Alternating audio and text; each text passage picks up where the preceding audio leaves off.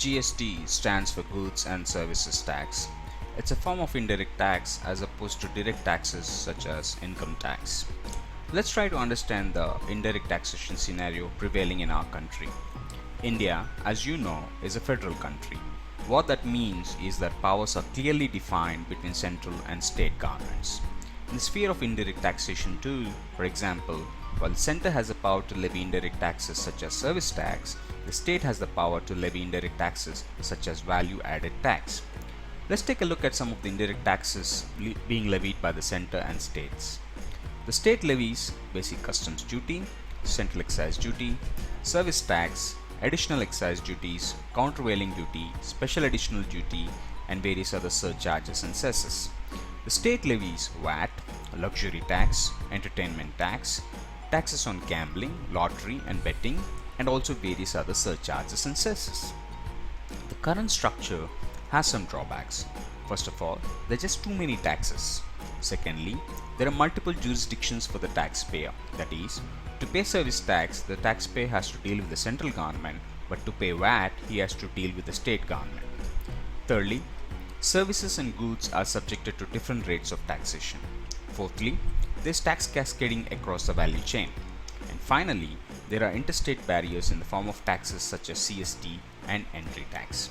Now, CST is a tax levied on interstate movement of goods. That is, this tax is collected and kept by the originating state. If a good moves from Telangana to Karnataka, CST at the rate of 2% on the value is collected and kept by Telangana state. No input tax credit of this tax amount is available to the buyer in Karnataka. The aim of GST is to overcome these drawbacks.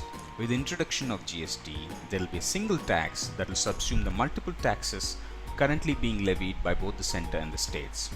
There will be same rate for both goods and services. There will be a removal of interstate barriers by the removal of taxes such as CST and entry tax, etc.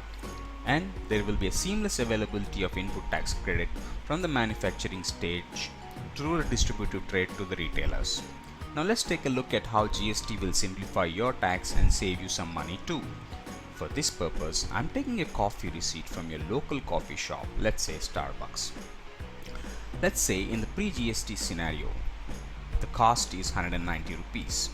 Now, there will be a VAT applied on this at the rate of 14.5%, which will come to around 27.55 rupees.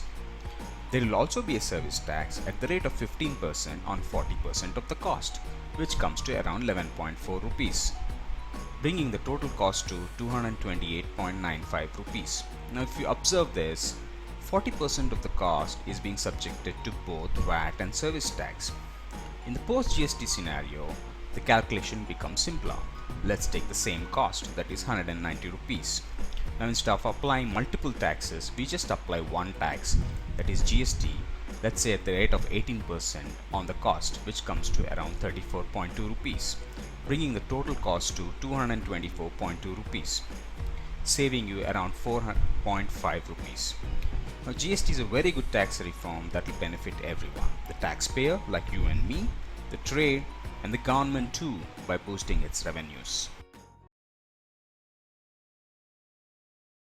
Created using Powtoon.